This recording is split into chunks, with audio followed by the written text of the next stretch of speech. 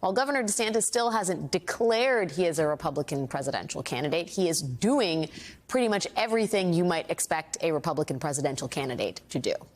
Just today, the Florida governor gave a speech in the early caucus state of Iowa, where he focused on his #1 policy issue, calling all the stuff he doesn't like woke.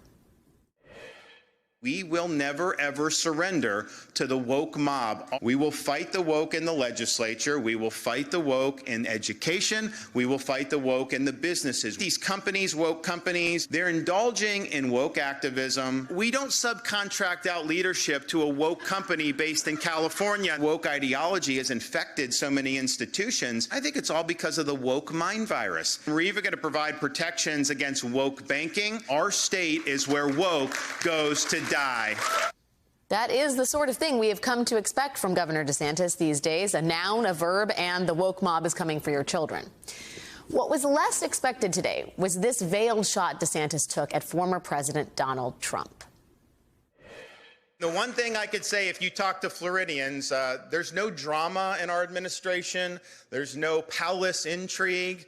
They basically just sit back and say, okay, what's the governor going to do next? And we roll out and we execute and we do things and we get things done. And in the process, we beat the left day after day, week after week, month after month, year after year.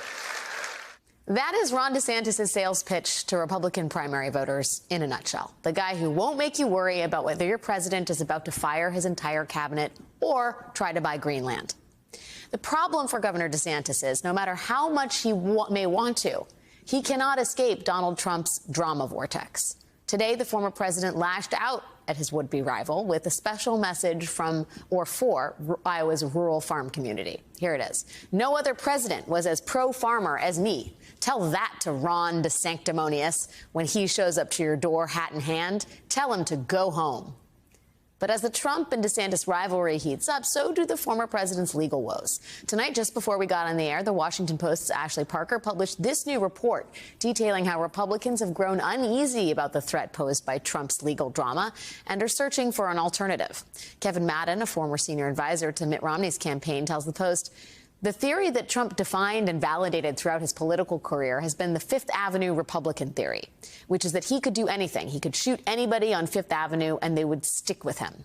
That is going to be put to the test. But so far, it has proven to be an enduring principle. Joining us now is the reporter herself, Ashley Parker, senior national political correspondent for the Washington Post. Ashley, thank you for joining me this Friday evening, fresh off of your filing. I would love to get your thoughts, talking as you have been in recent days with Republicans in the party, about how the GOP and someone like Ron DeSantis might calibrate a response to any potential Trump indictment. Because on some level, it is bound to fire up the base. So what do you do with that if you're trying to provide an alternative to Trump, but also not alienate your most hardcore supporters? Well, that's exactly right. And from some of these Republicans, you hear a theory of the case or advice for someone like a Ron DeSantis that is seemingly contradictory. It's something like a potential indictment would make a certain section of the Republican base and Trump loyalists more likely to support him because they would then feel, because he has couched it this way, that an attack on him or an indictment of him is an attack on them, the Trump supporter. So you certainly can't seem to be seen as gleefully indulging in something like that, from your 2024 Republican rival.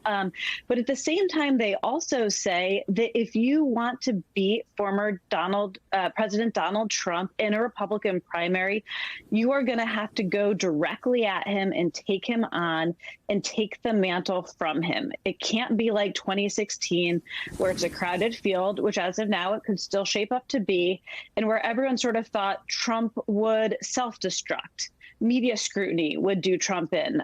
Legal scrutiny would do Trump in. Someone else would take Trump on. No one did, and he became the nominee. And so, again, someone like DeSantis can't go after him for these legal investigations necessarily, but he is going to have to do at some point more than what you outlined at the beginning of this segment, which are these veiled threats.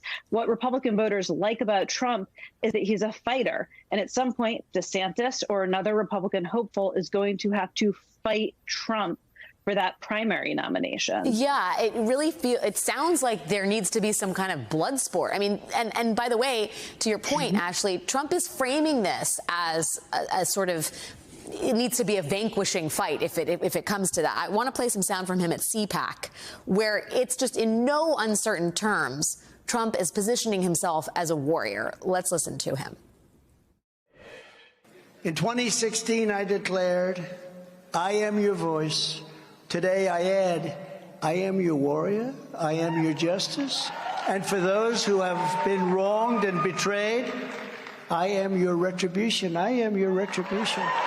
I am your warrior, I am your justice, I am your voice, I am your retribution. I mean, it seems like Ron DeSantis is going to have to put on his gloves if he's going to take down Donald Trump. And I guess the question is, Ashley, the Trump campaign has been trying to frame Ron DeSantis as an establishment Republican who spent his time in Congress trying to defund or trying to gut Social Security and Medicare and Medicaid. And he's not really a fighter. Does the DeSantis team know what they need to do here? Is there any inclination to get in the ring? Well, so far, again, what DeSantis has done is sort of say, for lack of a better term, scoreboard, right? He hasn't taken on Trump directly, but he has sort of very clearly said, look, I did what Trump, again, without naming Trump, what he could not do. I won. Look at my margin in Florida. Look at some of those counties in Florida, like Miami-Dade, that I won, and by how much, where Hillary Clinton beat Donald Trump in 2016. I am a winner. And so, again, he has so far shown an unwillingness to directly, as you put it, put on his gloves and take Trump on as a fighter. But what a lot of these Republican experts, including a number who have done focus groups and research and polling among some of these Republican primary voters that someone like DeSantis would need to get, is that you can they think the most effective messaging this time in 2024 for a Republican against Trump in a Republican primary is to sort of come at him a little bit from disappointment. So say, look, he was a good president. He did a lot of good things. He had a lot of good ideas, but he didn't complete all of his promises. He said he was going to build a wall at the southern border, and he didn't. He said Mexico was going to pay for it, and it didn't. He said he was going to win in 2020, and he didn't. And so sort of make the argument that he was good. I like him. His time has passed.